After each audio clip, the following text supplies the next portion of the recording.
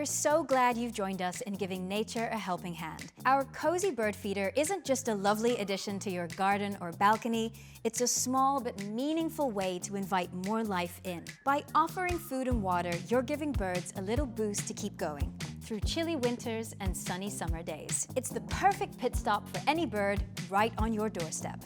Let's take a closer look at our cozy bird feeder. The feeder is made up of two parts: this beautifully designed exterior house and the matching interior house. The feeder has three distinct features: a clip for a suet ball and two separate feeding trays for water, food, or any other combination.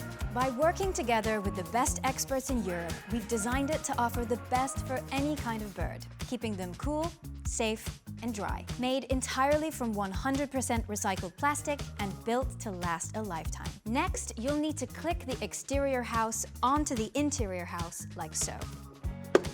As you can see, the back of the feeder can easily be mounted onto a wall using a screw or onto a tree using the straps.